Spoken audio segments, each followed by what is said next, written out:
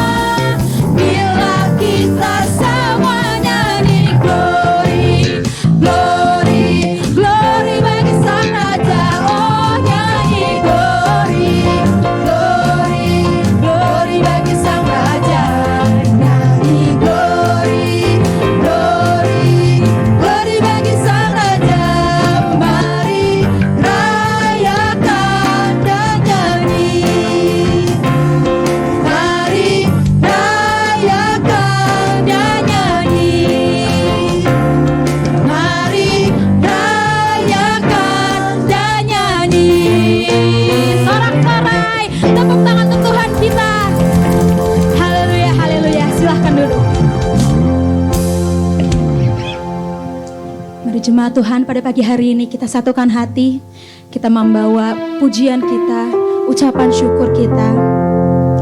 Sebab Dia Tuhan yang layak, Dia Tuhan yang layak menerima segala hormat. Segala pujian dan syukur kami bawa kepadamu ya Tuhan. Hanya bagimu ya Tuhan.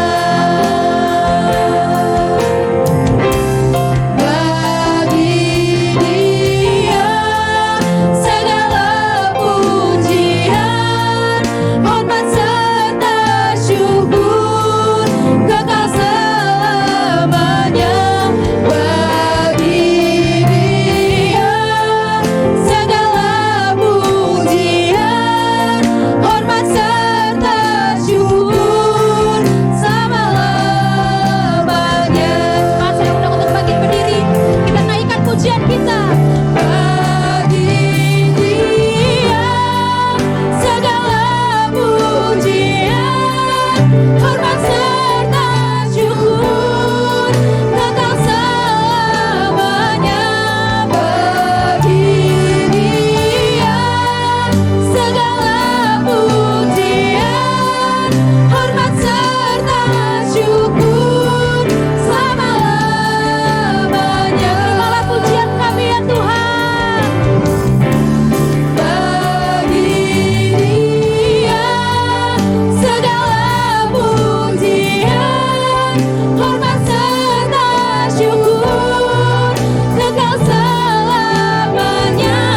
Bagi Dia segala pujian, hormat serta syukur selama-lamanya, selamanya, selama-lamanya,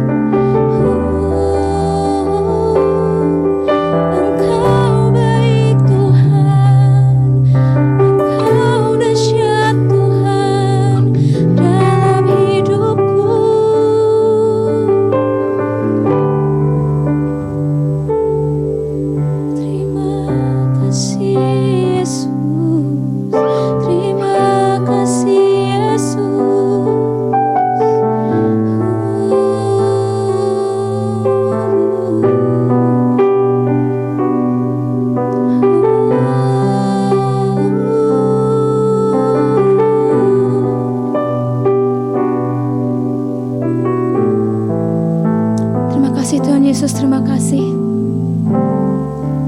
Pada pagi hari ini hati kami limpah dengan syukur ya Tuhan. Sebab kami sungguh melihat pekerjaan-Mu dinyatakan dalam hidup setiap kami ya Tuhan. Terlebih lagi Engkau telah memberikan kemerdekaan bagi negara kami Indonesia yang ke-79 tahun. Terima kasih Tuhan, kami mengucap syukur atas penyertaan-Mu selama ini bagi negara kami ya Tuhan. Dan kami yakin dan percaya kemenangan yang sama telah Kau sediakan bagi setiap kami, umat-Mu, jemaat-Mu yang hadir pada pagi hari ini ataupun yang mengikuti melalui live streaming ya Tuhan. Kami yakin dan percaya kemenangan telah Tuhan sediakan, kemerdekaan telah menjadi bagian kami ya Tuhan. Terima kasih Tuhan Yesus, terima kasih. Maka dari itu kami tidak takut, kami tidak gentar menghadapi situasi dalam hidup setiap kami ya Tuhan. Karena kami tahu Engkau adalah Allah yang telah berjanji, Engkau telah menjanjikan kemenangan bagi setiap kami ya Tuhan. Terima kasih Tuhan Yesus, terima kasih. Dan pada pagi hari ini kami ingin bersorak-sorai ya Tuhan. Kami ingin memuji meninggikan nama-Mu. Sebab Engkau layak menerima segala pujian kami ya Tuhan. Engkau sudah sungguh teramat baik dan Engkau akan terus memberkati setiap kami ya Tuhan. Terima kasih Tuhan Yesus, terima kasih. Beracaralah pada ibadah pada pagi hari ini ya Tuhan. Kami siap untuk menerima berkat dari Engkau. Hanya di dalam nama Tuhan Yesus, setiap umat yang percaya sama-sama katakan amin. Tepuk tangan untuk Tuhan. Silahkan duduk. Mari kita memuji Tuhan, sebab Dia adalah Tuhan yang telah menjadikan kita lebih dari pemenang. Haleluya.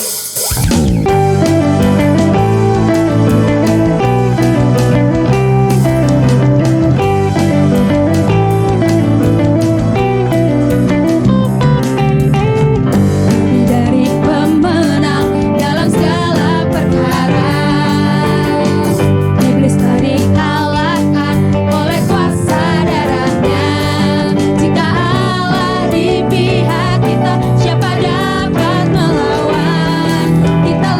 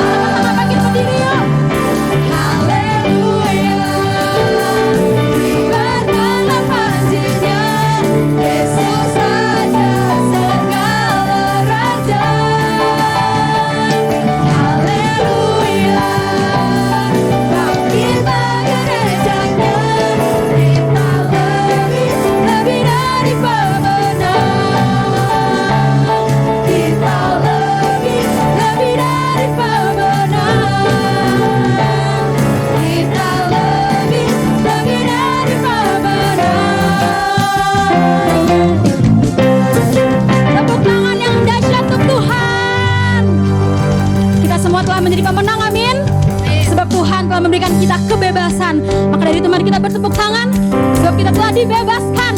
Kita tidak dibelenggu lagi. Kita adalah umat-umat pemenang. Terima kasih Tuhan Yesus. Ku bebas, bebas, bebas karena pengampunannya. Ku bebas, bebas, bebas karena kuasanya.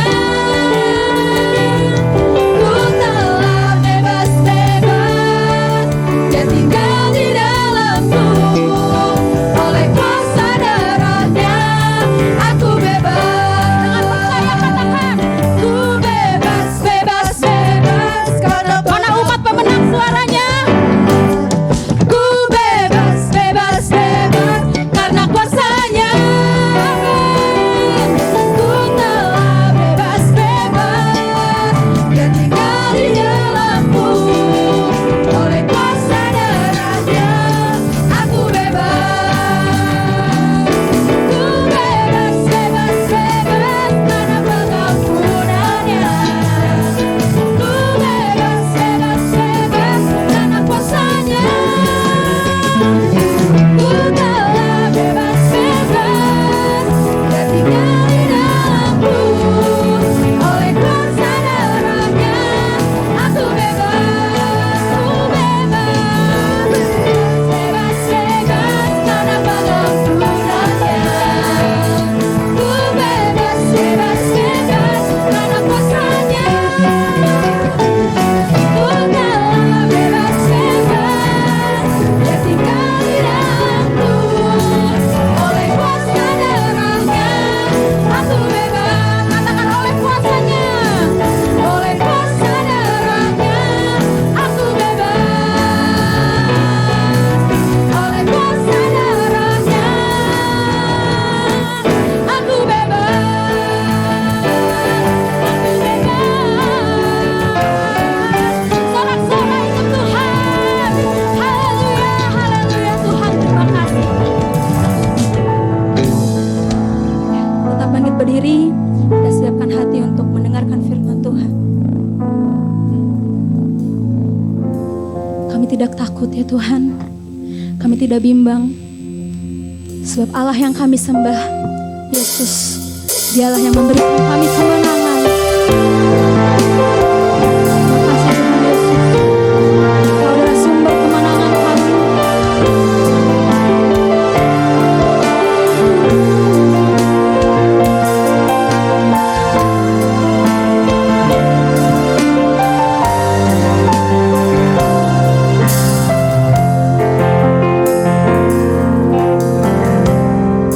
Ku tidak takut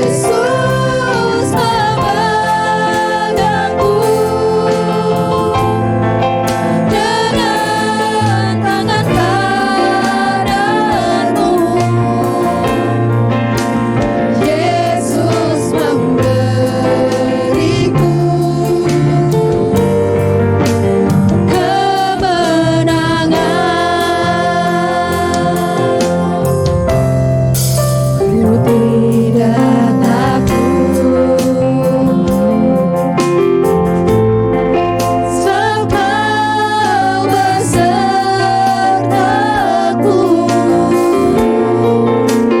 Ku tidak bimbang, sebab Engkau Allahku. Kau meneguhkan setiap kami ya Tuhan.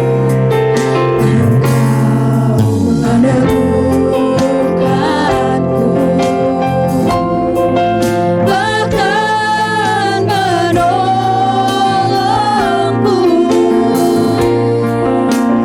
Kau batu karangku, Yesus, Yesus Tuhan. Yesus memegangku dengan tangan kananmu. Yesus memberiku kemenangan. Yesus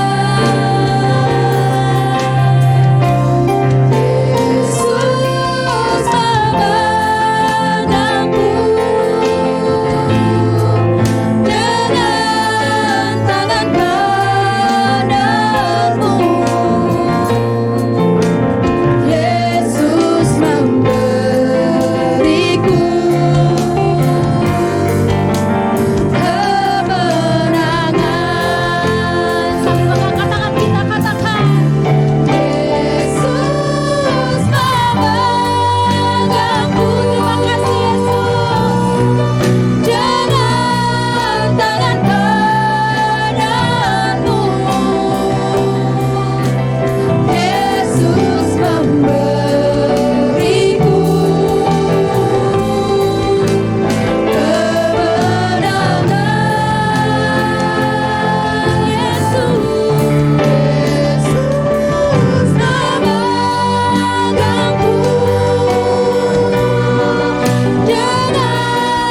kananmu.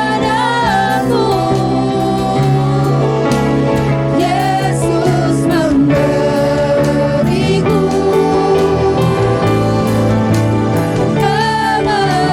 kemenangan. Yesus memegangku dengan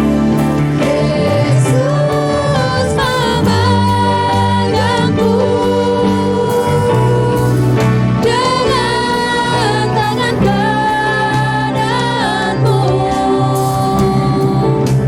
Yesus memberiku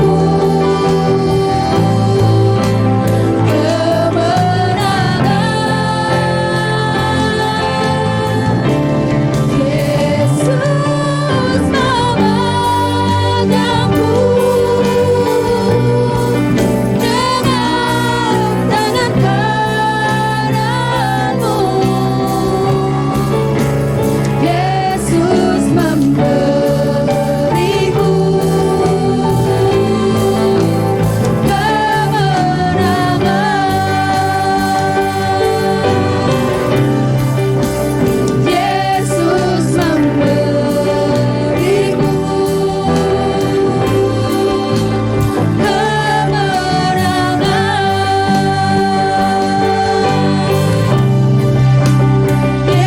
Yesus memberiku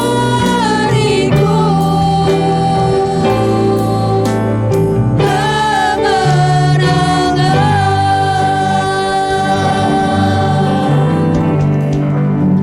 Bapa dalam surga, kami siapkan hati kami sama-sama. Kami mau dengarkan firman Tuhan pagi hari ini, dan biarlah Romo yang bekerja di tengah-tengah kami dalam seluruh hidup kami semua, sehingga kebenaran yang kami terima dapat mengubahkan hidup kami semua dan membawa kami semakin bertumbuh dalam iman kami, dalam hidup kami, di dalam menjalani kehidupan kami setiap hari. Kami siapkan hati kami Tuhan bersama-sama pagi hari ini untuk mendengarkan kebenaran firman Tuhan. Di dalam nama Tuhan Yesus Kristus kami siap dengarkan firman-Mu. Haleluya. Amin. Amin.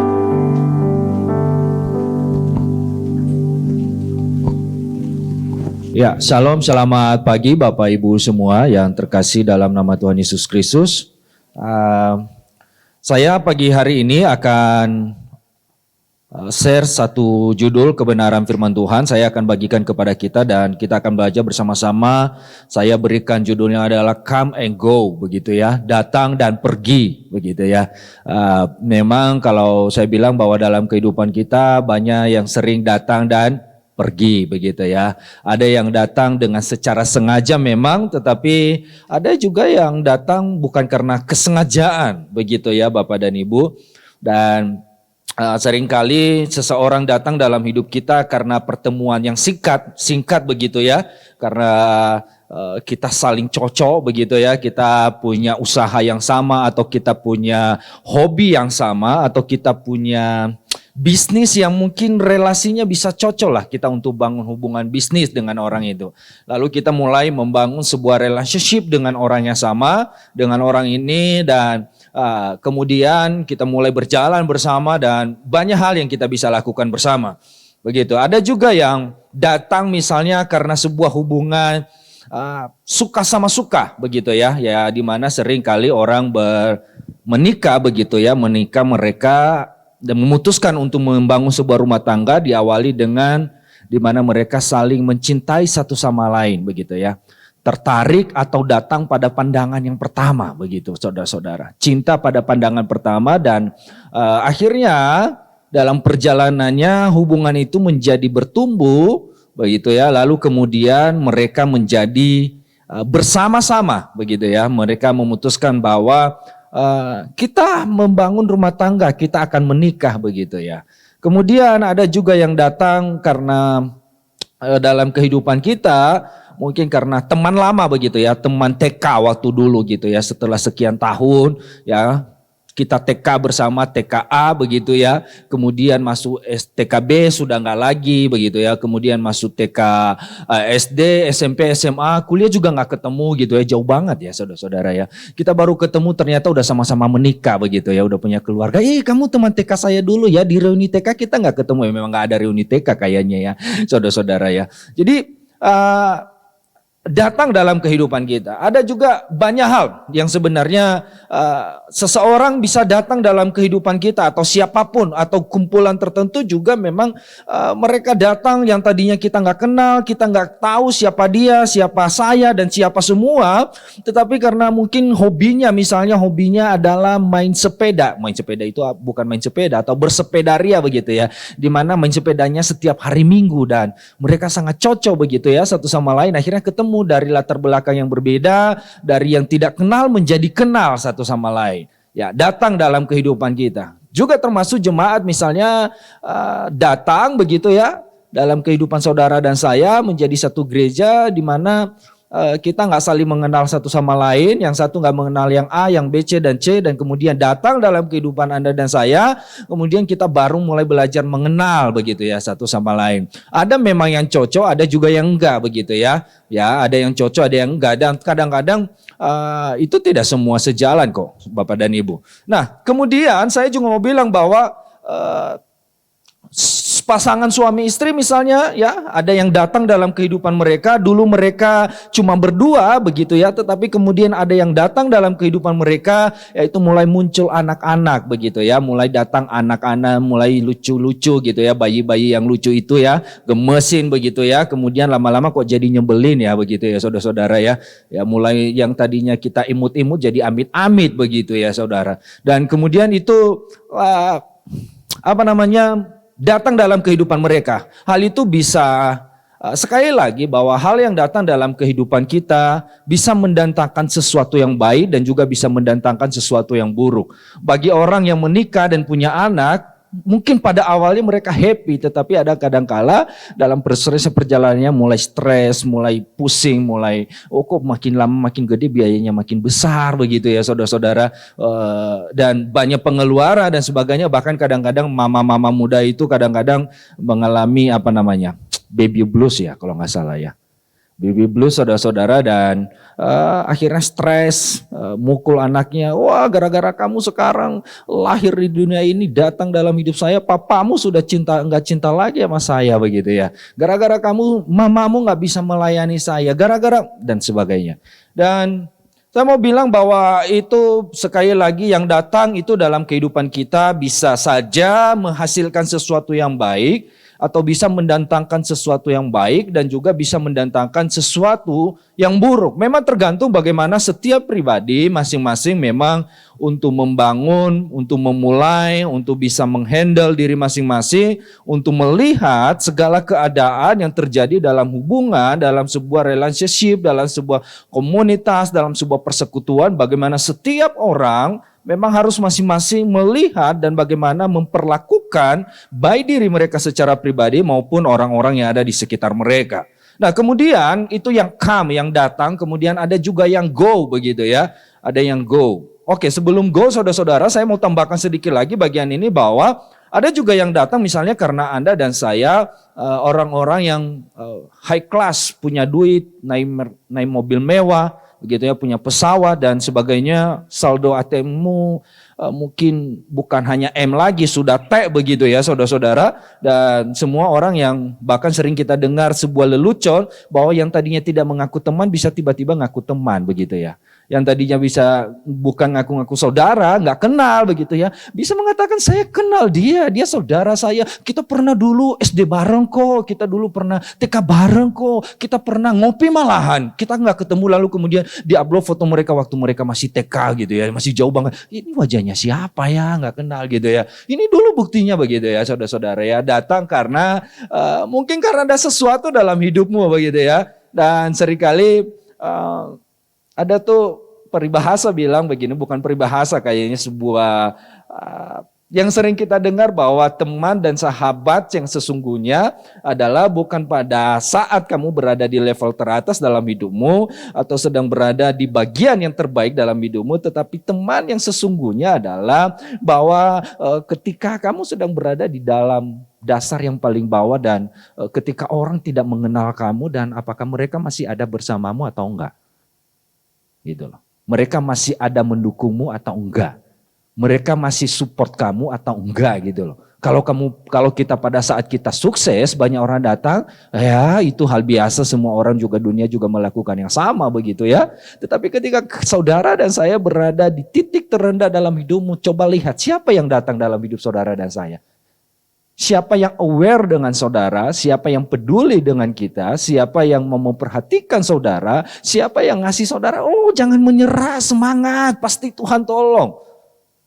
Atau siapa yang, ya bodoh amat lah urusanmu, saya juga punya urusan sendiri, hidupmu punya hidupmu, hidupku punya hidupku, ya masing-masing kan ngejalannya memang masuk surga kan gak boncengan saudara-saudara, gak rombongan begitu ya, masing-masing kalau ya urus hidup masing-masing begitu ya. Nah kita ketemu banyak hal-hal ini dalam kehidupan kita begitu ya. Kemudian saya lanjutkan lagi bahwa bagian yang kedua adalah go begitu ya. Jadi ternyata come and go begitu ya saudara-saudara. Saya mau bilang bahwa kita harus menyadari tidak ada semua yang abadi begitu ya. Ada hubungan suami istri yang dimulai dengan baik begitu ya, penuh dengan romantis, penuh dengan kemesraan, penuh dengan cinta, bahkan setiap malam suaminya ngasih bunga begitu ya. Mulai dari bunga apa namanya?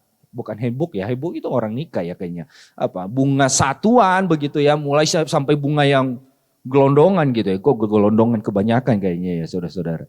Bunga yang ya kemudian mulai dari tempat makan sampai di kamar pun setiap malam suaminya kasih apa namanya, kayak orang mau anniversary itu loh, bebek dan bunga-bunga di kasurnya gitu ya saudara-saudara. Ya, diawali dengan yang baik, romantis, penuh cinta setiap hari, penuh dengan pelukan, penuh dengan ciuman. Ya mungkin untuk orang yang di bawah 18 tahun ke bawah ya di skip aja bagian ini ya saudara-saudara. Tapi luar biasa perhatian, kasih sayang begitu ya saudara-saudara. Berjalannya waktu ternyata mulai menemukan, saya kadang-kadang heran ya, ada beberapa kali ketemu satu orang ngobrol ke saya udah mau nikah, sekitar udah mau emas itu 50 tahun ya saudara-saudara. ulang tahun pernikahan emas itu 50 tahun ya, gitu ya. Baru dia menemukan kalau dia nggak cocok dengan suaminya. Saya juga bingung. Lah selama ini tuh kenapa kok nggak kamu tahu gitu loh. Udah 50 tahun, udah mau 50 tahun, dia baru menemukan kalau suami saya nggak cocok. Ternyata kita banyak berbedanya. Lah selama ini kemana aja, Bu? Kemana aja, Pak, gitu loh. Nah akhirnya ngoceh-ngoceh saudara-saudara. Ya sebagai seorang hamba Tuhan kan kita harus tebal kuping ya. Meskipun udah kesal sebenarnya ya. Saya mendengarkan keluhannya dia begitu ya. Ya semua segala perubahan dan perbedaannya disampaikan. Saya mau bilang begini bahwa kita harus menyadari bahwa tidak ada satu pun hubungan yang abadi di dunia ini. Ya. Tidak ada hubungan yang abadi, ada yang datang juga ada yang pergi begitu ya. Jadi saudara-saudara, termasuk orang terdekat kita sekalipun bisa datang dan juga bisa pergi dalam kehidupan kita. Orang pergi ini ada banyak alasan begitu ya. Ada orang yang pergi karena memang misalnya kalau teman bisnis begitu ya, teman usaha begitu ya, dia pergi dan tidak joiner lagi, tidak menjadi partner bisnis kita lagi ya, mungkin karena memang nggak bisa lagi dilanjutkan misalnya, atau memang kerjasamanya sudah berhenti sampai di situ lalu meninggalkan kita begitu ya, pergi begitu ya. Atau misalnya dalam hubungan pasangan begitu misalnya ada juga yang pergi ya karena memang mereka putus begitu ya. Mereka putus, tadinya pacaran begitu ya, ketika jadian diabadikan gitu ya, anniversary diabadikan. Tapi akhirnya juga putus mereka dan saudara-saudara akhirnya mereka nggak sejalan begitu ya. Dan tidak bersama lagi begitu ya. Dalam sebuah komunitas juga misalnya begitu ya.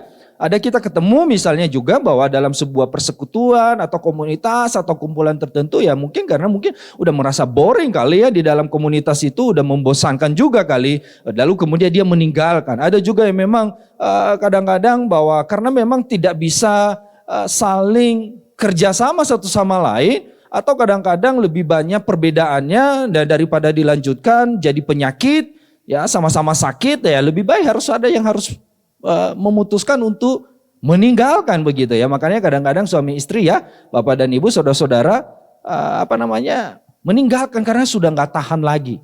Ya percuma bahasa Sundanya kalau nggak salah awet rajat saudara-saudara. Bertahan tapi gelut melulu tiap hari. Nggak ada artinya buat saya. Nah, makanya orang bilang beberapa minggu terakhir, 1 bulan terakhir kami dengan komunitas berbicara soal hubungan suami istri, Bapak dan Ibu. Apa sih yang disebut dengan bercerai begitu? Orang bilang bercerai itu adalah pisah.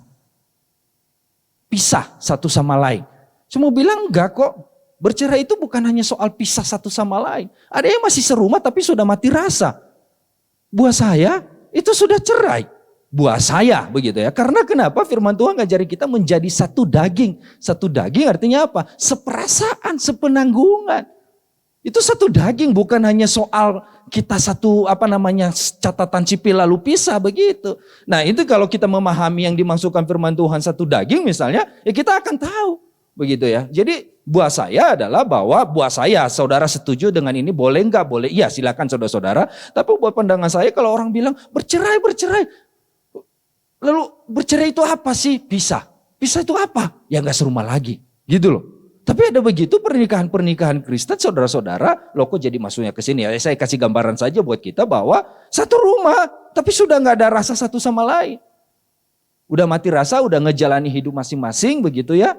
Sudah gak peduli, sudah gak mau cari tahu suaminya di mana, gak mau cari tahu juga istrinya gimana. Lu mau mati atau mau hidup juga gak mau tahu gitu ya, misalnya begitu. Lu mau makan, mau lapar atau enggak juga ya silakan. Ya itu bukan dijadikan yang menjadi satu kesatuan yang dikatakan firman Tuhan menjadi satu daging gitu loh. Nah terutama misalnya dalam sebuah, ada juga itu contoh lain. Maksudnya supaya kita paham apa yang namanya, yang saya jelaskan tentang go ini. Kemudian ada juga misalnya dalam sebuah hubungan begitu ya, dalam hubungan sesama misalnya Bapak dan Ibu, dalam sebuah komunitas, perkumpulan atau persekutuan, seringkali juga terjadi hal yang sama. Begitu ya, satu sama lain sudah mati rasa, pas ketemu sih ketawa gitu loh. Pas ketemu sih tersenyum, tapi sebenarnya udah mati rasa. Nah ini bahaya saudara-saudara. Ini bahaya, mati rasa itu bahaya. Benar, saya ini ngasih tahu kepada kita pagi hari ini soal itu. Nah, jadi itu yang perlu kita sadari bahwa Yang saya mau jelaskan, makanya topik saya mungkin pagi hari ini bukan tentang kemerdekaan, bukan tentang apa yang baru kemarin, ya sudahlah, sudah sering kita dengarkan topik soal itu. Tapi saya pengen kita semua belajar bersama-sama, dan Paulus sendiri juga misalnya dalam kebenaran firman Tuhan, dia pernah mengalami yang sama. Gitu loh. Dia pernah mengalami yang sama. Paulus sekali berpaulus sendiri, dia pernah ditinggalkan oleh orang yang pernah datang dalam hidupnya. Orang-orang yang pernah menemani dia berjalan bersama-sama dalam pelayanan, berjalan bersama-sama melakukan pekerjaan Tuhan. Tapi di saat-saat momen dalam kehidupan Paulus, di mana dia berada di bawah titik terendah dalam kehidupannya, dia ditinggalkan oleh orang-orang yang sepelayanan dengan dia. Meskipun ini saudara-saudara ditinggalkan ini memang ditinggalkan karena situasi dan kondisi yang buruk, tapi ada juga yang meninggalkan karena memang misalnya ada pekerjaan lain, ada yang sesuatu yang mau dilakukan yang lain, ada sesuatu yang mau dibuat lagi, ada dan sebagainya. Begitu loh. Tidak selalu perpisahan itu menjadi buruk. Tidak selalu perpisahan itu adalah sesuatu yang salah. Misalnya kita meninggalkan yang kita punya hubungan toksik dengan orang, saudara-saudara, ya jangan dipelihara lah. Mending kamu tinggalkan, begitulah. Orang yang model yang begitu jangan dipelihara. Jadi tidak selalu salah. Tapi mari kita lihat bersama-sama, ada sebelum kita baca firman Tuhan, ada satu, saya ingat ada ungkapan yang mungkin sebuah statement atau closing statement, bukan closing, atau sebuah wejangan atau peribahasa atau apapun namanya, saudara-saudara, dia berkata begini, banyak teman untuk tertawa, namun sedikit teman untuk menangis. Pernah dengar kalimat itu? Banyak teman untuk tertawa, tapi apa? Namun sedikit teman untuk menangis. Begitu loh, ketika kamu, makanya saya bilang ketika kamu, jangan bangga banyak orang mengelilingimu ketika kamu sedang berada di bagian kehidupanmu yang baik. Bangga, itu si A kenal saya, pergi ke sini, Pak minta foto Pak, gitu loh. Pak tanda tangan dong, gitu. Orang kenal, gitu, luar biasa gitu ya, saudara-saudara. Tapi coba cari tahu bahwa ya memang begitu kenyataannya, ketika kita semua berada di top level dalam kehidupan kita, banyak orang yang mengkerumuni, tapi ketika kondisi-kondisi yang sulit, kehidupanmu terpuruk, ya saudara-saudara, kehidupanmu tidak lagi seperti dulu. Nah, mulai-mulai kamu perhatikan siapa orang yang tadinya ketawa-ketawa bareng-bareng, yang ngaku-ngaku soulmate-mu itu loh, ngaku-ngaku sahabat itu datang enggak? Gitu loh. Datang enggak? Peduli enggak nanyain kamu, kemana aja, kok enggak pernah datang lagi, udah 15 tahun enggak ketemu di gereja. Gitu loh saudara-saudara. Nanya enggak gitu. Kalau enggak nanya berarti memang hanya dia adalah teman yang bisa diajak untuk bahagia doang. Untuk diajak susah nggak bisa, saudara-saudara. Ya, jadi ya kita perhatikan. Nah, oleh sebab itu kita baca. Semua tadi apa yang saya katakan itu baru pendahuluan, saudara-saudara. Jadi bersiap-siap, saya akan khotbah lebih 1 jam. Begitu ya, dari seperti sebelumnya. Saudara-saudara, sebelumnya saya khotbah sekitar 1 jam. Berapa menit Bu Heni ya? Saya sampaikan hari ini bisa lebih 2 jam. Saya harus mengalahkan semua orang yang ada yang pernah khotbah di atas mimbar ini. Saudara-saudara. Ya, kita baca sama-sama di dalam 2 Timotius 4 dimulai dari ayat yang ke-9.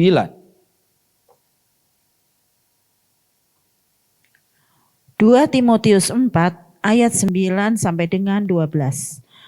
Berusahalah supaya segera datang kepadaku, karena Demas telah mencintai dunia ini dan meninggalkan aku. Ia telah berangkat ke Tesalonika. Kreskes telah pergi ke Galatia dan Titus ke Dalmatia. Hanya Lukas yang tinggal dengan aku. Jemputlah Markus dan bawalah ia kemari, karena pelayanannya penting bagiku. Tikhikus telah kukirim ke Efesus. Ya, sampai di situ dulu. Ya, Bapak dan Ibu. Jadi saya mau kasih tahu kepada kita bahwa ini surat 2 Timotius ini adalah surat yang terakhir Paulus di detik-detik terakhir dia ketika dia berada di penjara dan sebelum mengakhiri hidupnya. Perjalanan ini adalah perjalanan ketiga dan kemudian dimasuki ke penjara dan dia mengirim surat kepada seorang anak rohaninya yaitu Timotius, Bapak dan Ibu. Jadi ini adalah istilahnya judulnya aja LAI memberikan judul juga pesan terakhir gitu loh. Jadi sebelum kematiannya pesan terakhir, berarti kalau dibilang bahwa pesan terakhir itu menjadi sesuatu yang penting begitu ya untuk diingat oleh Timotius begitu. Dan Paulus, Bapak dan Ibu, dia ketika dia di penjara, di sini kita lihat bahwa apa yang dikatakan oleh Paulus di dalam ayat ini, bahwa dia mengatakan kepada Timotius bahwa berusahalah supaya segera datang kepadaku begitu ya. Jadi ya, dia meminta Timotius untuk datang kepada dia karena pada saat itu Paulus sedang berada di penjara begitu ya, sedang berada di penjara. Dan kemudian dia mengatakan karena Demas telah mencintai dunia ini dan meninggalkan aku, ia telah berangkat ke Tesalonika. Kreskes telah pergi ke Galatia dan Titus ke Dalmatia begitu ya. Jadi kita bisa melihat di sini Bapak Ibu dan saudara-saudara, ada beberapa orang yang seperjalanan dengan Paulus. Ada beberapa orang yang memang bersama-sama dengan Paulus di dalam pelayanan, dalam menyabarkan Injil begitu saudara-saudara. Dan sekali lagi bahwa makanya saya kasih judulnya tadi come and go begitu ya, datang dalam kehidupan Paulus, yaitu Demas, Krekes begitu ya, Titus dan saudara-saudara, dan masih banyak lagi termasuk Timotius sendiri juga saudara-saudara. Tapi kita lihat di sini Paulus mengatakan, menjelaskan di bagi ayat ini bahwa orang-orang ini telah pergi, yaitu di mana saudara-saudara Demas telah mencintai dunia ini ya. Jadi dan meninggalkan aku. Kalau Demas tadinya adalah orang atau pribadi yang sama-sama mendukung pelayanan pekerjaan Paulus begitu ya, pekerjaan Tuhan begitu ya saudara-saudara. Tapi ternyata Demas ini kembali meninggalkan Paulus dan apa yang Alkitab catat adalah mencintai dunia ini. Artinya apa? Bisa disimpulkan bahwa memang Demas kembali kepada kehidupannya yang sebelumnya. Kembali kepada kehidupan lamanya begitu ya. Karena Demas telah mencintai dunia ini. Wow. Dulu Demas ini teman Paulus begitu ya. Pendukung Paulus tapi tidak bertahan sampai akhir begitu ya. Dan akhirnya apa? Meninggalkan Paulus. Kemudian dia menjelaskan Kreskes juga. Mungkin nama-nama ini pernah saudara dengar atau belum ya. Tapi Kreskes ini adalah telah pergi begitu ya. Kemana perginya? Ke Galatia. Jadi kemudian Titus ya pergi ke Dalmatia. Jadi lihat di sini kondisi, situasi dan keadaan yang dialami oleh Paulus yang tadinya mereka bersama-sama, banyak orang berkumpul bersama-sama, tim, partner begitu ya. Pelayanan mengabarkan Injil saudara-saudara. Kemudian orang-orang ini berpisah ya, meninggalkan Paulus begitu ya. Meninggalkannya mungkin kecuali Demas yang meninggalkan mungkin bukan dalam kondisi yang baik, tetapi orang yang lain, beberapa Krekes dan Titus misalnya, mereka meninggalkan Paulus karena mereka pergi pelayanan, pergi mengabarkan Injil juga, melakukan pekerjaan yang baik. Makanya tadi saya bilang bahwa seringkali bahwa seseorang go atau pergi meninggalkan hidup kita bukan karena situasinya buruk, tetapi karena ada hal-hal yang perlu memang dilakukan begitu ya, saudara-saudara. Kemudian dia mengatakan ayat 12, hanya Lukas yang tinggal dengan aku. Dan dia meminta jemputlah Markus dan bawalah ia kemari. Kemudian Tikhikus begitu ya, telah kukirim ke Efesus begitu ya. Jadi lihat ada begitu banyak orang yang datang dalam kehidupan Paulus, tetapi pada saat yang sama adalah mereka juga pergi semua. Saudara-saudara, apa hubungannya come and go begitu ya saudara-saudara? Apa hubungannya? Nah kita akan lihat nanti Bapak Ibu akan membaca bagian ayat seterusnya baru menemukan. Apa yang dialami oleh Paulus ketika dia berada di titik terendah dalam kehidupannya, ketika dia di penjara, saudara akan temukan di situ.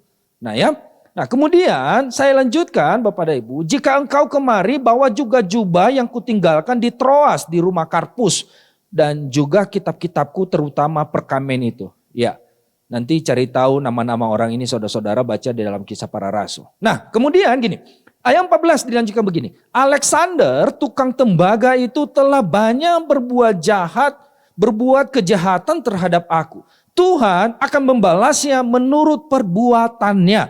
Begitu ya. Jadi Alexander ini siapa? Pernah ada yang cari tahu, saudara-saudara? Pernah baca? Alexander siapa? Ya, dan saya kasih tahu saja. Alexander ini adalah seorang tukang tembaga. Dia adalah seorang pembuat patung, begitu ya. Patung di sana, begitu ya, saudara-saudara, di Dewa Artemis, begitu ya. Dewi Artemis, saudara-saudara, dia suka membuat patung yang digunakan. Patung-patung itu diperjualbelikan, begitu ya, diperjualbelikan dan atau nama lainnya itu Demetrius, saudara-saudara ya. Kemudian itu adalah bisnis, urusan bisnis, dan seringkali banyak orang datang, begitu ya, untuk membeli barang-barang yang dibuat oleh siapa? Alexander ini. Jadi dia mengatakan bahwa si Alexander ini, begitu ya, saudara-saudara, tukang tembaga itu telah banyak berbuat kejahatan terhadap aku ya. Jadi kejahatan apa sih yang dilakukan oleh Alexander ini, saudara-saudara? Jadi dia menghimpun banyak orang, dia menghimpun tukang-tukang yang kerja dengan dia untuk memusuhi Paulus, begitu ya, untuk membuat keonaran, untuk membuat kekacauan, untuk supaya Paulus ini ditangkap. Dan akhirnya kenapa terjadi begitu? Karena memang Paulus tidak sejalan dengan apa yang diajarkan, dengan apa yang dibuat oleh Alexander. Karena itu, saudara-saudara, itu mengganggu urusan dapurnya si Alexander. Ya, kalau dikatakan firman Tuhan kan kebenaran, segala sesuatu yang berkaitan soal dapur kan, saudara, soal piring ini kan kesenggol dikit ngamuk, saudara-saudara. Ya, jadi ya ini urusan bisnis, urusan perut, urusan duit itu, waduh. Ya, kadang-kadang serohani-rohani juga ya bisa saja ngamuk juga ya, saudara-saudara. Urusan duit begitu ya. Maupun saudara dekat di kaki Tuhan ya. Kalau urusan duit mah duit gitu ya. Ya, coba lihat saudara-saudara, makanya saya bilang orang gila tuh nggak pernah tidak bisa hitung, nggak hitung duit, saudara-saudara. Tahu duit 100 rupiah, tahu dia tahu 10.000. Itu nggak pernah ada yang tidak bisa tahu duit gitu. Saya heran itu duit itu luar biasa kok. Kuat, bukan ya saya. Daya tariknya gitu. Orang yang gak sekolah aja dia tahu loh, saudara-saudara. Ya, memang soal dapur ini, soal urusan bisnis ini ya bisa menyebabkan sesuatu ya, saudara-saudara ya. Jadi itu yang membuat Alexander ini adalah membuat keonaran begitu ya, supaya Paulus. Makanya Paulus mengatakan si Alexander tukang tembaga itu telah banyak berbuat kejahatan terhadap aku. Tuhan akan membalasnya menurut perbuatannya ya. Puji Tuhan, Paulusnya masih rohani ya. Di sini saudara-saudara, dia nggak mengatakan kirim pasukan, kumpulin jemaat di sana untuk membalasnya. Kepada siapa? Kepada Alexander. Enggak, saudara-saudara. Dia nggak bilang, Paulus bilang bahwa Tuhan akan membalasnya menurut apa? Perbuatannya. Gitu loh, saudara-saudara ya. Memang itu Alkitabiah dan firman Tuhan. Setiap kita yang menurut kita lakukan benar, yang menurut kita versi kita benar, tapi kita harus punya mempertanggungjawabkannya, saudara-saudara.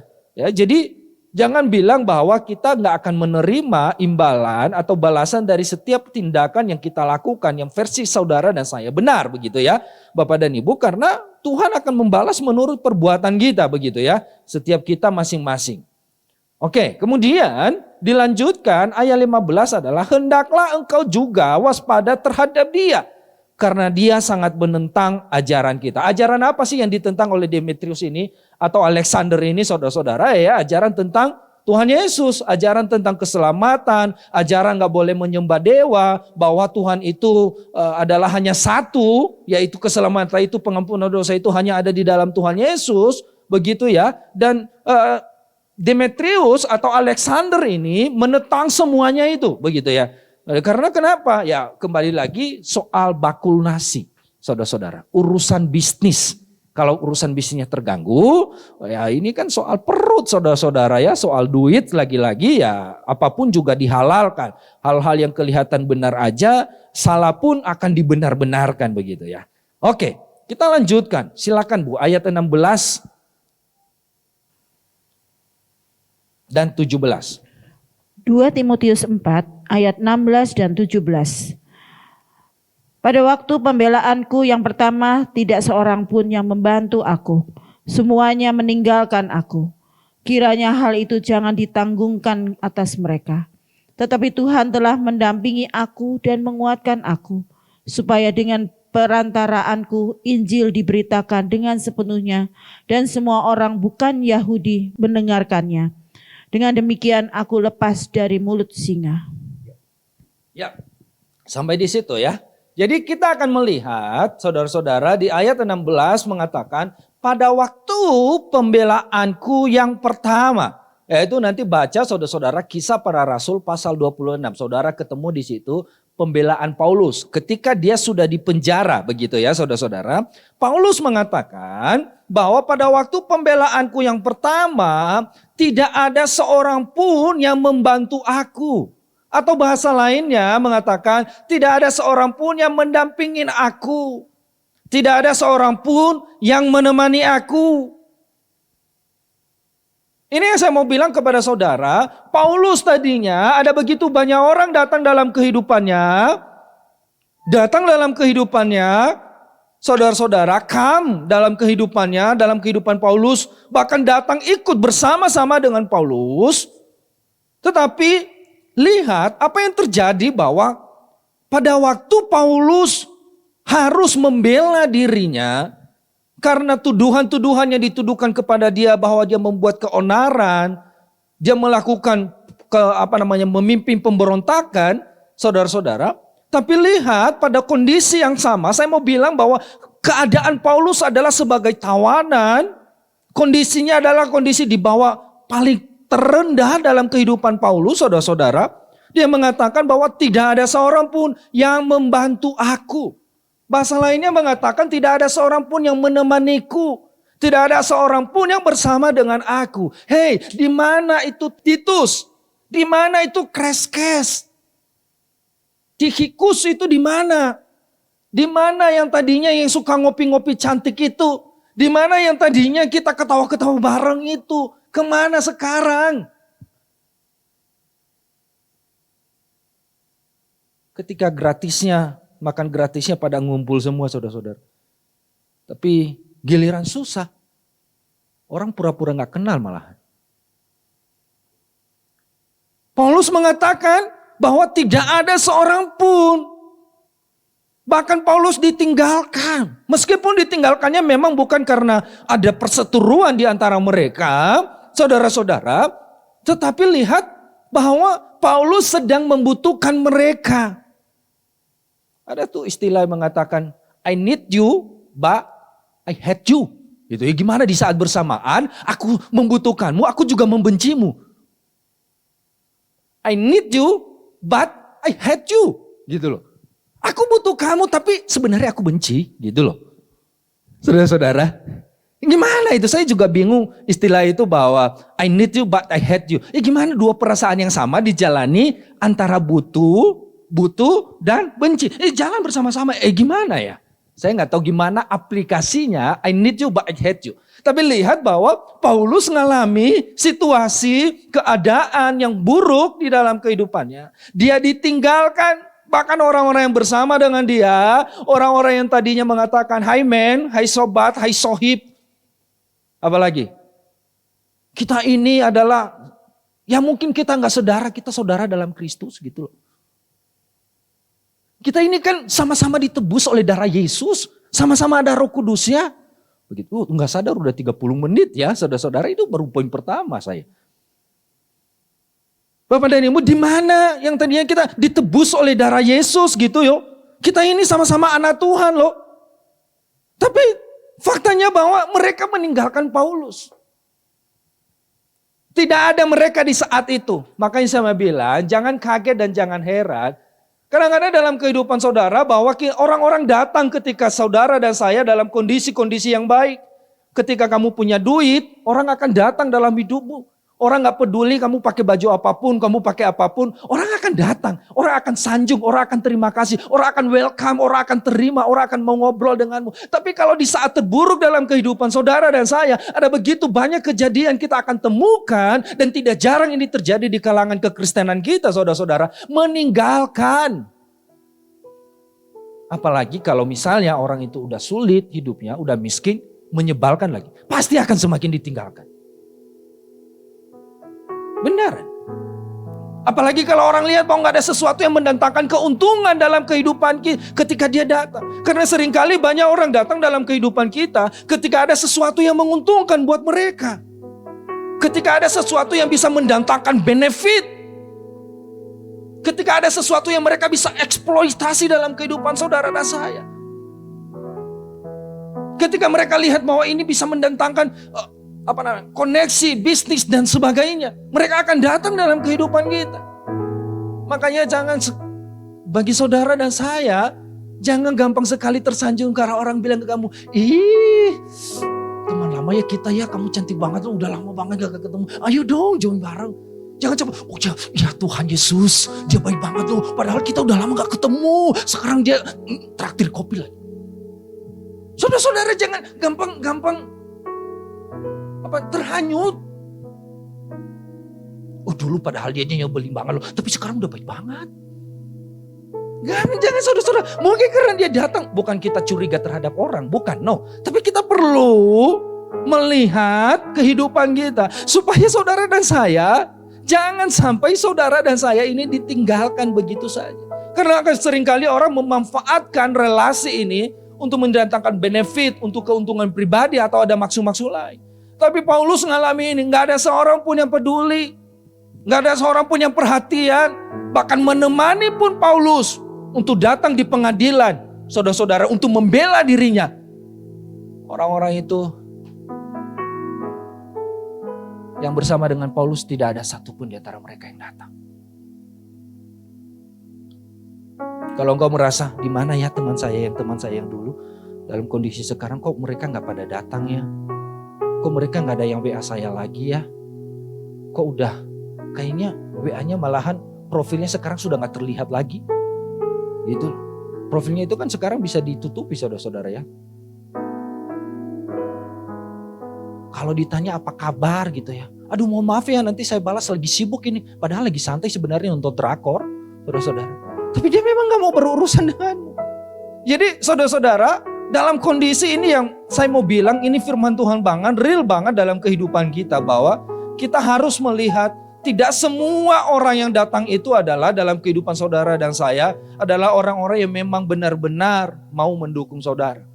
Tidak semua orang yang datang dalam kehidupanmu benar-benar memang peduli terhadapmu.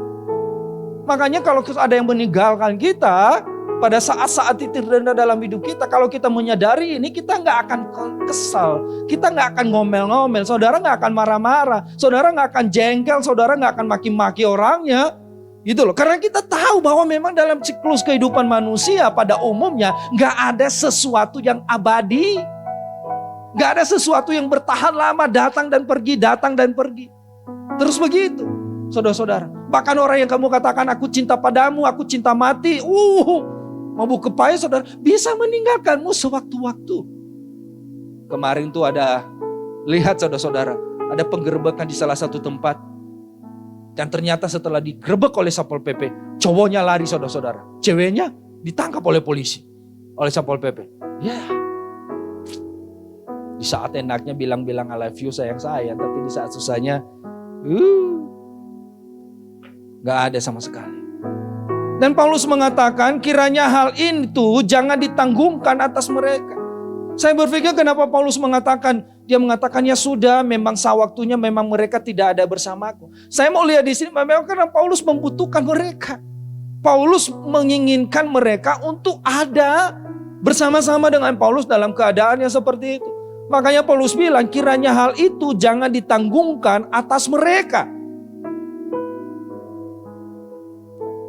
Ayat 17, tetapi Tuhan telah mendampingin aku dan menguatkan aku. Di saat semua orang meninggalkan, di saat semua sahabat-sahabat Paulus, di saat semua rekan-rekan sepelayanan, di saat semua orang yang tadi yang ngaku-ngaku teman, ngaku-ngaku keluarga, meninggalkan Paulus. Ada satu statement Paulus mengatakan begini, bahwa dia mengontraskan dengan membandingkan, memakai kata tetapi. Apa? Tuhan telah mendampingin aku. Tetapi, okelah, baiklah mereka tinggalkan. Baiklah, mereka sudah gak seperti dulu lagi. Baiklah, mereka gak semanis dulu lagi. Baiklah, mereka gak seimut dulu lagi. Baiklah, mereka gak seker seperti dulu lagi. Baiklah, mereka tinggalkan saudara dan saya. Tapi itu Paulus mengatakan, tetapi Tuhan telah mendampingin aku. Yang mengatakan dalam bahasanya, telah bersama dengan aku. Mau menemaniku. Di saat-saat yang terendah dalam kehidupan Paulus, yang ada siapa? Ternyata bukan teman-temannya dia. Yang ada siapa? Tuhan. Saya percaya banget bahwa apa yang dikatakan firman Tuhan itu, jangan engkau mengandalkan manusia. Karena kenapa? Pada dasarnya sebaik apapun pasti mengecewakan. Sekeren apapun yang saudara kagumi, pasti mengecewakan. Saudara misalnya ya, contohnya puji Tuhan kalau ini gak benar. Kagum sama saya misalnya, waduh keren banget gitu ya. Atau sebaliknya saudara-saudara. Saya mau bilang kepada saudara, suatu hari saya akan mengecewakan Anda dan saya. Suatu hari kita gak bisa sejalan. Suatu hari Anda akan kesal dengan saya mungkin. Karena kenapa? Saya manusia, Bu, Pak. Nah, Paulus mengatakan meskipun dalam kondisi tersebut, makanya kalau saya secara personal nggak ambil pusing, kamu suka sama saya monggo, nggak suka sama saya. Mungkin orang terlalu sombong, Anda udah miskin lagi sombong ya, Pak Jun. Enggak saudara-saudara, saya nggak mau hidup saya dirusak oleh, ya kamu mau berteman sama saya, monggo. Kamu mau suka sama saya, monggo. Saya juga nggak mengatakan bahwa saya nggak akan menyukaimu, saya juga enggak kok, biasa saja.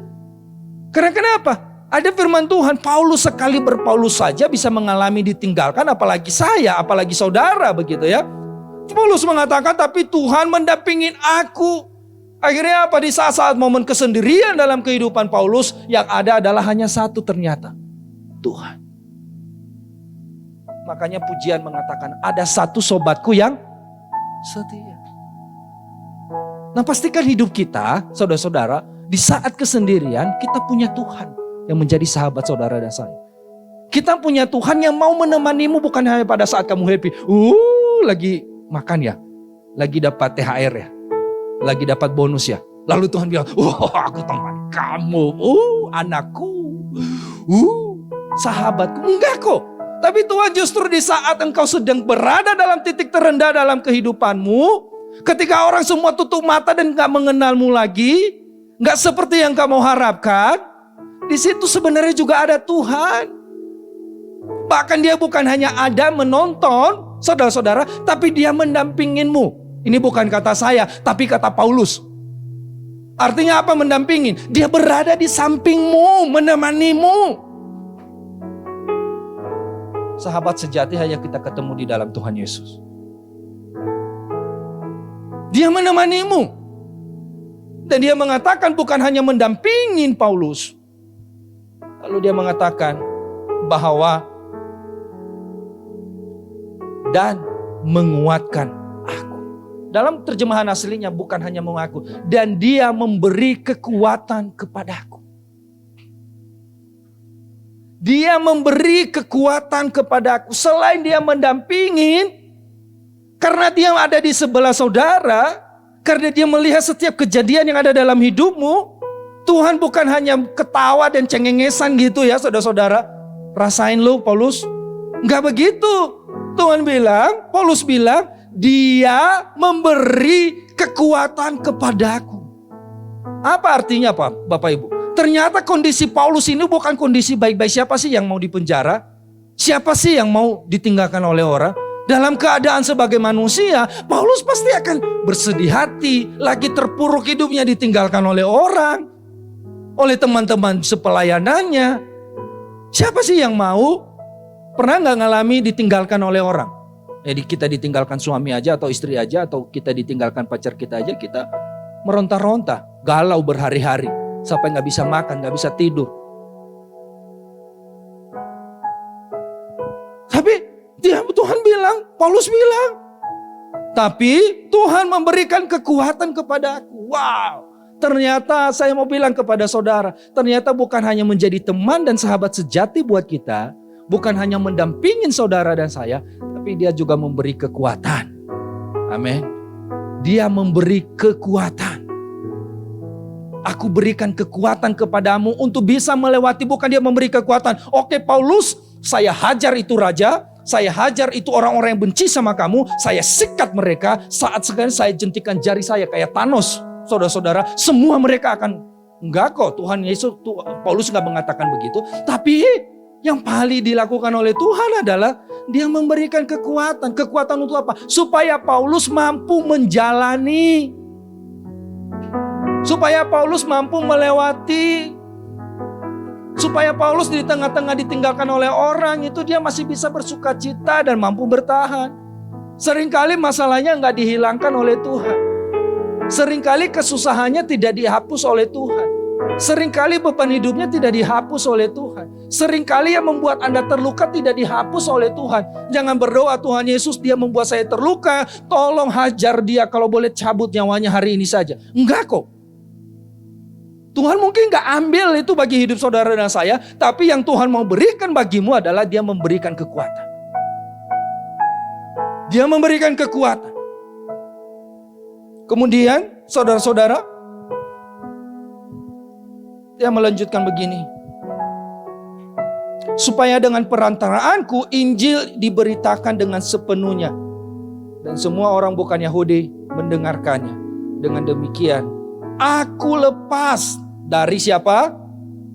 Dari siapa saudara-saudara? Mulut singa. Lepas dari mulut singa. Mulut singa itu apa sih? Seekor binatang yang ganas. Makanya mengatakan orang bilang, jangan bangunkan singa yang sedang tidur. Benar gak? Jangan bangunkan singa yang sedang tidur. Kenapa? Bahaya saudara-saudara. Singa itu di dalam Alkitab juga digambarkan oleh firman Tuhan sebagai iblis yang mengaum-ngaum. Singa. Ada singa betina, ada singa jantan. Mudah-mudahan saya waktu beberapa hari yang lalu, saya share di komunitas saya. Pak Janho, yang saya harus taklukkan itu singa. Singa siapa? Yang ada di rumah saya, katanya. Loh, emang kamu pelihara singa? Enggak Pak, suami saya, katanya. Loh, sejak kapan suamimu jadi singa? Saya bilang, bolehlah, baiklah. Asalkan jangan taklukkan singa di kandang orang lain. Di kandang sendiri aja taklukkan. Saya bilang begitu. Saudara-saudara ya. Ya kalau taklukkan singa di kandang orang lain kan bahaya. Nanti singa yang betinanya ngamuk saudara-saudara ya. Ternyata sadar gak sadar mereka saling sebenarnya sama singa begitu ya. Saudara-saudara, sesama singa kan ya saling gigit ya, saudara-saudara. Dengan demikian aku lepas dari mulut singa. Artinya apa? Lepas dari setiap jebakan-jebakan. Mulut singa ini adalah orang-orang yang ingin Paulus mati. Orang-orang yang ingin Paulus dipenjara. Orang-orang yang ingin firman Tuhan tidak diberitakan. Orang-orang yang tidak suka. Orang-orang yang tidak pro. Orang-orang yang tidak sejalan. Termasuk Alexander tadi. Dan dia mengatakan, Paulus bilang, bahwa dengan demikian lepaslah aku dari mulut singa. Ketika Paulus mengatakan lepas dari mulut singa, sudah lepas belum Bapak Ibu? Belum. Jadi kapan Paulus lepas? Nggak pernah lepas. Akhirnya apa? Mati Paulus. Tapi Paulus punya iman. Paulus punya keyakinan bahwa meskipun yang di sekelilingku adalah singa. Nggak pernah lihat mata orang saudara-saudara. Mata yang sedang siap menerkam. Tunggu nih dia bikin kesalahan apa. Tunggu dia mau ngomong apa. Kelihatan loh saudara-saudara. Wajah orang kalau nggak suka saudara tahu kok. Wajah orang kalau tidak senang dengan saudara tahu kok. Dari matanya aja udah tahu. Ada wajah. Kelihatan kok saudara-saudara. Itu psikologi. Itu. Kita akan tahu. Dan Paulus pasti tahu orang yang mengelilingnya adalah orang-orang yang membenci dia. Bukan orang yang mendukung Paulus. Percayalah sama saya. Tapi orang yang membenci Paulus. Yang ingin Paulus diterkam. Tapi Tuhan bilang bahwa dengan demikian aku lepas dari mulut singa. Kalau firman Tuhan itu sudah diberitakan, harapan Paulus mereka bertobat. Mereka kenal Yesus. Hidup mereka diubahkan, yang tadinya jadi benci jadi sayang. Yang tadinya mengatakan, kulihat di wajahmu menyebalkan sekali. Sekarang dia bilang, kulihat di wajahmu kemuliaan Kristus. Wow. Tadinya harapan Paulus begitu. Firman Tuhan ketika diberitakan begitu loh. Yang ada adalah satu sama lain saling apa? Saling mengasihi. Yang ada suami istri apa? Saling mengampuni. Tadinya itu loh. Firman Tuhan itu tadinya begitu. Tadinya baik kan? Ini enggak saudara-saudara. Ternyata singanya enggak berubah saudara-saudara. Dan ada 18 yang paling terakhir.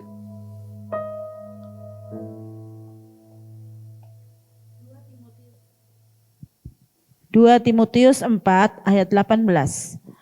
Dan Tuhan akan melepaskan aku dari setiap usaha yang jahat. Dia akan menyelamatkan aku sehingga aku masuk ke dalam kerajaannya di sorga. Baginya lah kemuliaan selama-lamanya. Amin. Ya, amin. Dan yang mengatakan di ayat 18 terakhir saudara-saudara. Dan Tuhan akan melepaskan aku dari setiap usaha yang jahat. Usaha yang jahat. Tuhan akan melepaskan Paulus. Memang kalau kita lihat Paulus memang sepanjang pelayanannya, sepanjang pemberitaan Injilnya, saudara-saudara, dia memang tidak disukai. Dia memang dibenci. Mulai dari orang-orang Yahudi, bahkan ahli-ahli Taurat yang tahu agama, yang tahu firman Tuhan, membenci Paulus. Nggak heran memang kalau di dalam kekristenan kita, Anda dan saya nggak selamanya disukai meskipun labelnya mereka Kristen. Meskipun labelnya anak Tuhan. Meskipun dia pakai salib gede-gede. Meskipun kolarnya bukan hanya melilit sedikit, keliling leher saudara-saudara. Supaya lebih keren gitu. Meskipun dia pakai jubah, nggak menjamin sekali lagi bahwa dia mengasihimu. Dia peduli denganmu. Ada begitu banyak. Kadang-kadang saya bilang, kehidupan nyata itu lebih real. Kehidupan orang yang tidak mengenal Tuhan itu jauh lebih real. Kadang-kadang banyak orang Kristen, anak-anak Tuhan, berpura-pura, saudara-saudara, kelihatan rohani semuanya, kelihatan baik-baik saja. Tapi di dalamnya penuh dengan ketidaksukaan dan kebencian. Dan ini bahaya. Itu adalah singa-singa yang dikatakan oleh Paulus. Yang siap menerkam kapan saja. Entah apapun alasannya, karena kamu tidak suka orangnya, karena kamu tidak sejalan dengan orangnya. Tapi selama hatimu dipenuhi dengan ketidaksukaan dengan orang itu, saya mau bilang, kamu adalah singa. Yang dikatakan oleh Paulus. Dan Tuhan telah melepaskan aku dari setiap usaha yang jahat. Memang ada usaha yang jahat. Dia akan menyelamatkan aku sehingga aku masuk ke dalam kerajaannya. Jadi kita lihat bahwa memang Tuhan akan menyelamatkan Paulus. Tapi dia nggak mengangkat Paulus tiba-tiba ketika dia diterkam.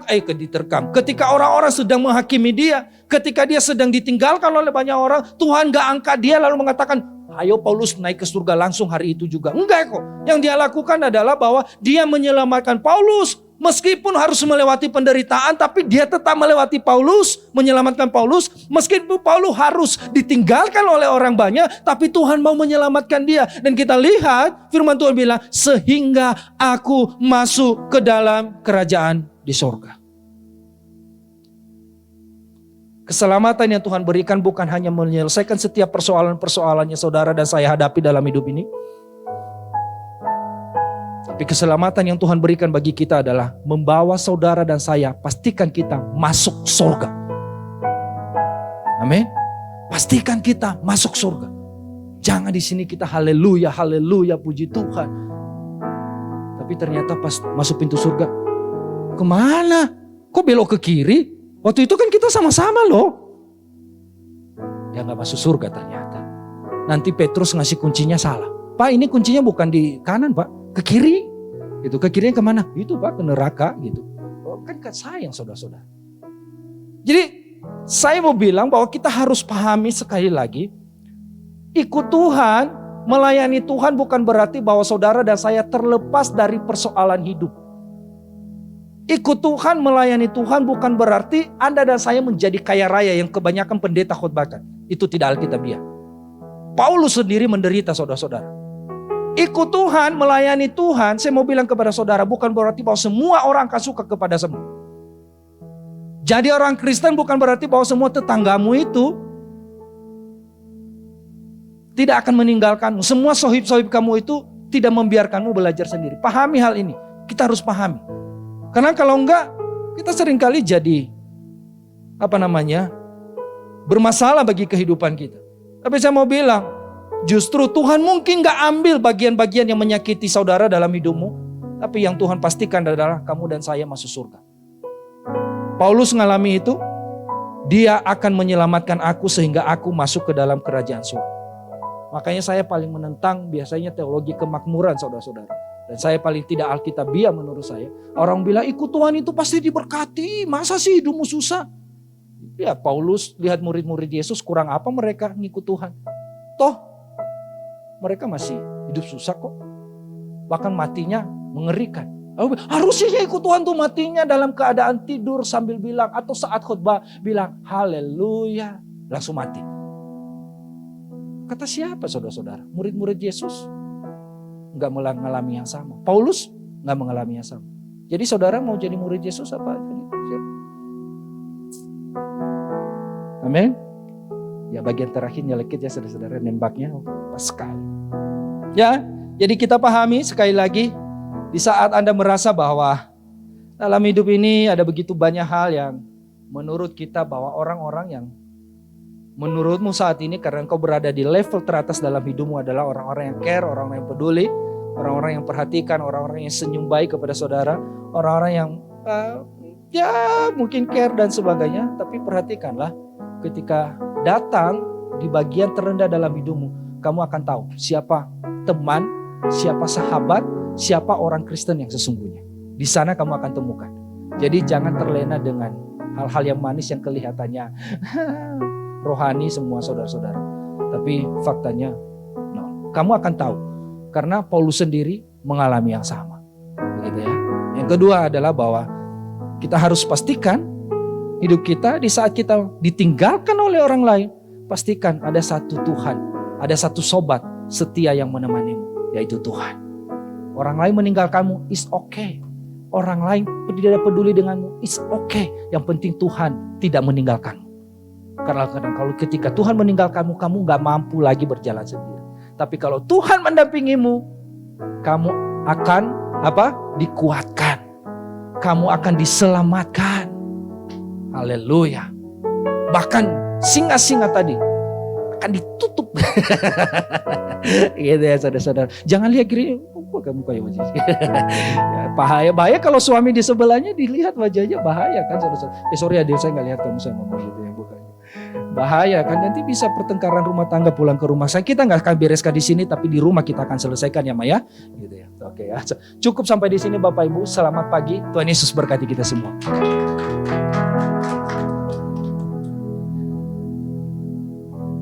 Ini kita akan nyanyikan ada satu lagu baru Bapak dan Ibu. Mudah-mudahan saya sesuai dengan topik apa yang saya bicarakan ini.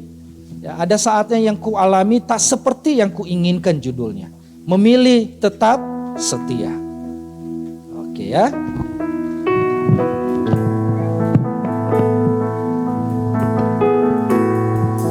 Karena singer dan WL-nya sudah sangat mahir melanjutkan lagu ini, jadi saya mau persilakan kepada mereka.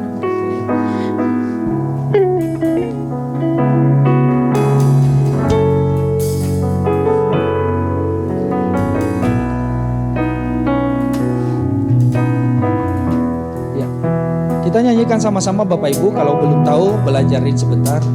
Ada saatnya yang ku alami tak seperti yang aku ingini.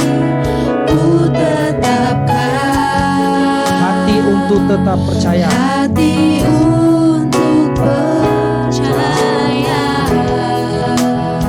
Seringkali ada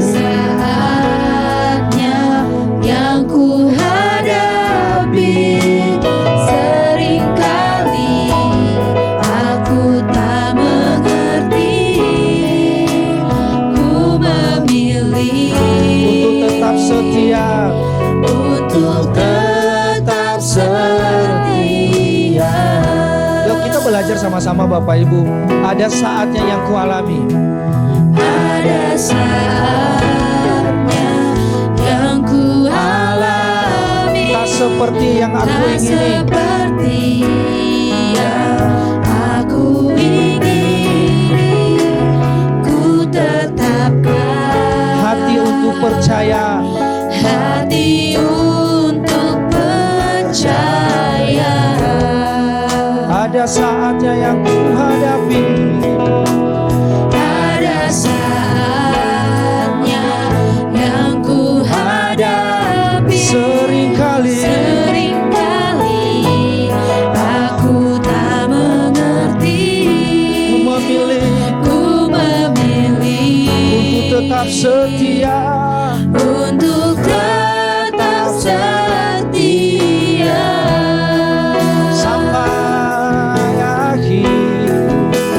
Sampai akhir di hidupku. bukan tetap menyembahmu, Bukan tetap menyembahmu, melayanimu seumur hidupku. seumur hidupku. Sampai ku menutup mata, Sampai ku menutup mata, kami tetap mengasihimu. ku tetap mengasihimu. Biar kau dapati ku hamba-Mu yang setia. Boleh kita berdiri bersama-sama Bapak Ibu. Ada saatnya Yang ku yang ku alami, tak seperti yang aku ingini. Ku tetapkan hati untuk percaya. hati untuk percaya. Ada saatnya yang kami hadapi. Ada saatnya yang ku hadapi. Seringkali aku tak mengerti. Ku memilih Tetap untuk tetap setia. sama-sama katakan sampai akhir hidupku. Sampai akhir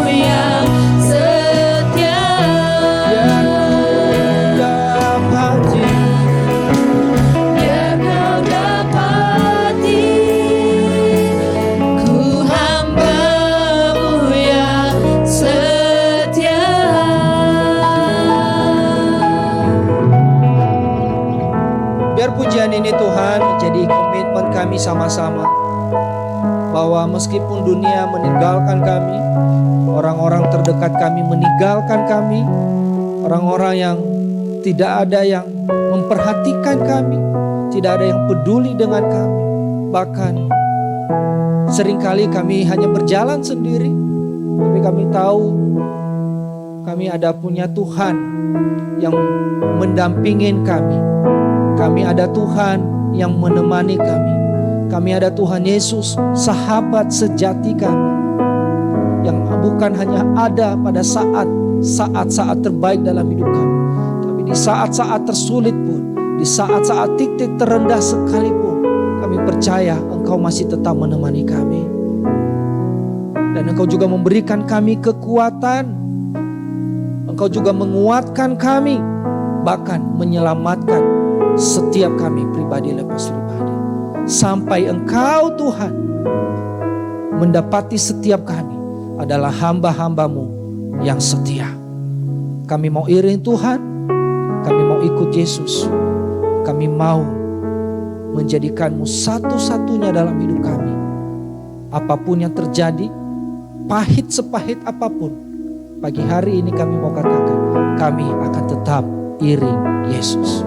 Terima kasih Bapa, firman-Mu sudah disampaikan, dan biarlah terus bertumbuh dalam kehidupan kami.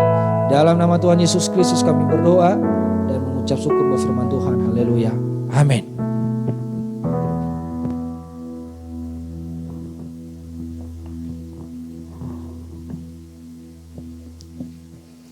Ya, terima kasih untuk Pak Junius yang sudah menyampaikan firman Tuhan. Setelah acara ibadah ini, kita akan sama-sama masuk nanti ke dalam sebuah acara memperingati Hari Kemerdekaan Republik Indonesia, yaitu gabungan dari persekutuan pria, persekutuan wanita, The Lantern, pemuda, pemudi, dan juga kebaktian anak. Dengan temanya adalah bersama bergembira pada jam 10.30 sampai 12.30 atau sampai selesai. Nah, ini adalah acara bersama. Saya harap kita semua bisa ikut dan bisa menikmatinya, acara gembira, dan kita akan menikmati kebersamaan. Lalu pengumuman yang kedua adalah ucapan selamat. Selamat kepada Ibu Elia Sufianti yang sudah ditabiskan menjadi diaken kehidupan berjemaat, dan juga Ibu Ripka Kamto yang sudah ditabiskan sebagai diaken bantuan sosial, bagian bantuan sosial. Dan biarlah kita semua sama-sama mendukung pelayanan kedua diaken ini supaya nama Tuhan dimuliakan dan berkat Tuhan bisa dirasakan oleh kita semua, oleh GPKDI Tabernakel Kasih, dan oleh orang-orang lain juga. Dan saya sudah bicara dengan Ibu Sufi untuk bisa membuat sebuah atau membangun sebuah tim doa yang sudah ada, yang lalu itu sudah ya karena yang lalu itu tidak ada aktivitas secara kelompok doa, maka tim doa yang lalu itu dihentikan dulu. Tapi kita akan membangun tim doa yang baru. Dan untuk tim doa yang baru ini dibuka kesempatan bagi orang-orang yang kemarinnya sudah ada dalam tim doa yang lama ataupun orang-orang yang baru. Silahkan masuk di dalam tim doa dari GPKDI Tabernakel Kasih. Ini adalah pendoa-pendoa yang diharapkan bisa menjadi ya tiang dari gereja ya untuk berdoa bersama untuk segala hal yang sedang dipergumulkan oleh gereja. Nanti Ibu Sufi juga akan memberikan kriterianya. Ternyata itu ada kriterianya supaya tidak menjadi tim doa yang nantinya tidak tahu apa yang sebetulnya harus dilakukan sebagai pejuang-pejuang doa yang luar biasa. Ya, jadi nanti akan dibagikan mungkin melalui WA group atau bagaimana nanti Ibu Sufi yang akan melaksanakannya.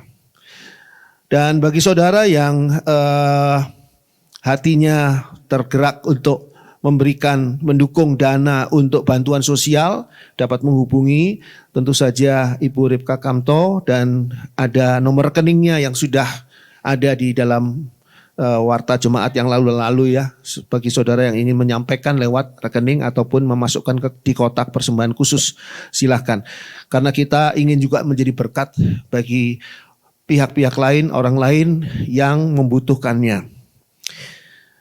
Lalu pengumuman yang lain adalah ya, akan ada persekutuan The Lantern pada minggu depan, pada hari Sabtu. Hari Sabtu tanggal 24 Agustus. Persekutuan The Lantern hari Sabtu, do it by yourself gitu ya. Daerah istimewa Yogyakarta saya kira bukan, ternyata do it by yourself. Dekorasi Natal, bersama kita membuat dekorasi Natal hari Sabtu jam 12 sampai dengan 14.30 ya, sesuai dengan apa yang sudah tertera juga di warta jemaat. Ini adalah sebuah karya yang baru dari The Lantern untuk supaya bisa hasilnya itu bisa dinikmati oleh kita semua sebagai bagian dari pernak-pernik dekorasi. Ya. Lalu bagi saudara yang digerakkan Tuhan untuk mendukung tabungan rumah Tuhan, saya ingatkan kita sudah mendekati bulan Oktober, di mana di sana nanti kita harus membayar perpanjangan sewa tempat dan dananya memang masih jauh dari cukup. Sehingga bagi saudara yang digerakkan Tuhan, dimampukan Tuhan, silahkan menyampaikannya lewat rekening yang sudah diberitahukan pada saudara semua, ataupun lewat kotak persembahan khusus, tapi pakailah atau tuliskanlah di sana untuk tabungan rumah Tuhan. Dan saya ingatkan juga kita ada gerakan doa bersama. Nah, gerakan doa bersama ini adalah gerakan doa yang dilakukan di rumah masing-masing. Ini bukan dilakukan oleh tim doa yang tadi saya sebutkan, bukan, tapi oleh kita semua. Gerakan doa ini dilakukan di rumah masing-masing, tempat masing-masing, kapan saja berdoanya, mendoakan khususnya materi doa yang dikirimkan lewat chat dari WA Group. Jadi bagi saudara yang belum tergabung di WA Group, tolong saudara minta digabungkan di WA Group ke Ibu Heni aja, supaya nanti Ibu Heni bisa mengarahkan kemana saudara bisa bergabung. Karena ada WA Group pria, WA Group wanita, WA Group The Lantern, WA Group 3-in-1, dan WA Group pelayan-pelayan Tuhan ya, ada semua. Jadi masing-masing sebetulnya sudah harusnya bisa dapat chat tiap hari Senin. Itu akan diberikan tiap hari Senin untuk didoakan selama seminggu, dan materi itu akan berubah tiap hari Senin, materi itu. Lalu berikutnya yang terakhir adalah diingatkan bahwa Zoom Jumat tiap hari Jumat jam 7 malam sampai dengan jam 9 malam itu akan dimulai kembali pada Jumat ini, memahami ayat-ayat Alkitab. Kita akan santai ngobrol di sana, dan ada pertanyaan apapun juga akan kita diskusikan bersama, dan kita akan mendapatkan jawaban.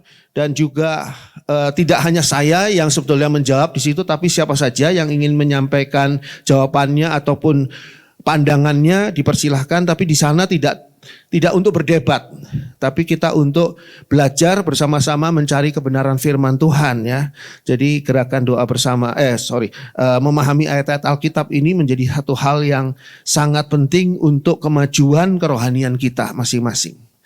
Ya, saya rasa itu saja pengumuman untuk hari ini, dan Tuhan memberkati kita semua. Puji Tuhan.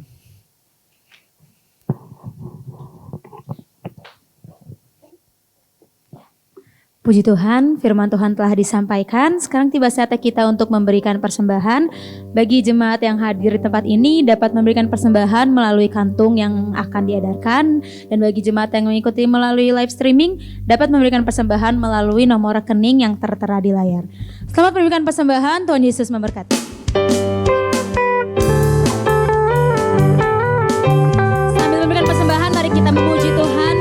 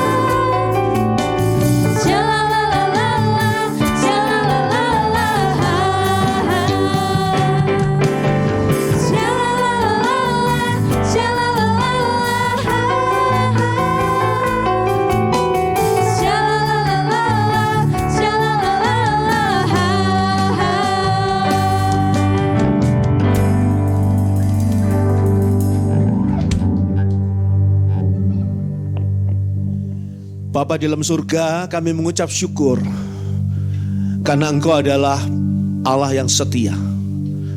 Tuhan Yesus selalu setia di dalam kehidupan kami. Di dalam suka maupun di dalam duka, Engkau Yesus selalu ada sebagai sahabat yang baik. Kami mengucap syukur.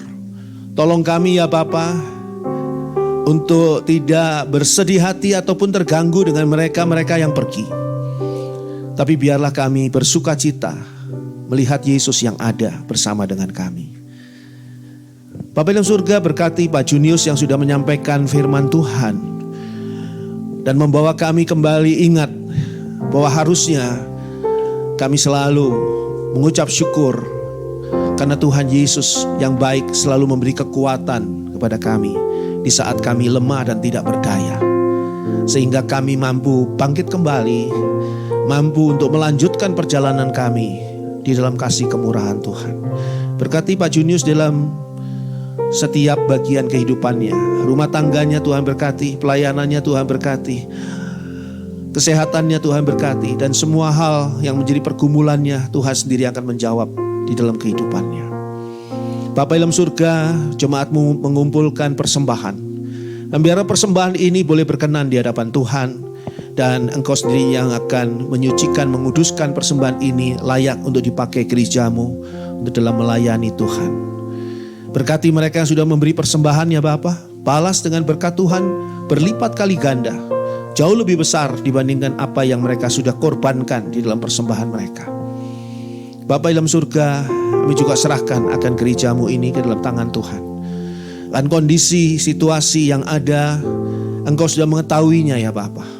Mari Bapa, Engkau sendiri yang akan melindungi kami, menjagai kami, Engkau yang akan membela kami terhadap semua gangguan, serangan, kuasa setan iblis, kuasa kegelapan, dalam bentuk apapun juga, yang datangnya dari manapun juga.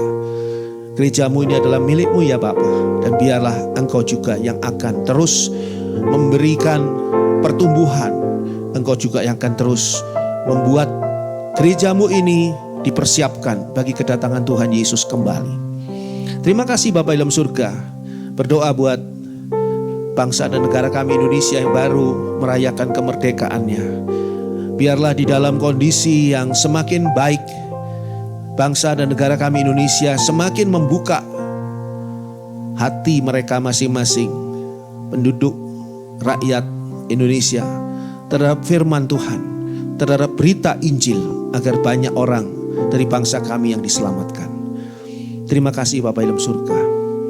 Sekarang kami mau serahkan hati kami, mari Tuhan, Engkau sendiri akan mengisinya dengan berkat yang berkelimpahan dalam kehidupan kami.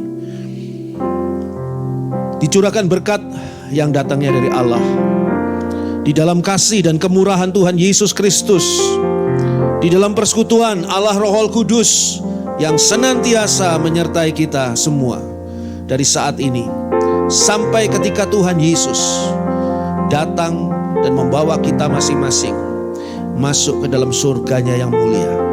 Terpuji nama Allah selama-lamanya. Haleluya. Amin. Bapa, terima kasih. Bapa, terima kasih. Bapa di dalam surga, kami berterima kasih. Amin. Silakan duduk, kita bersaat teduh sejenak.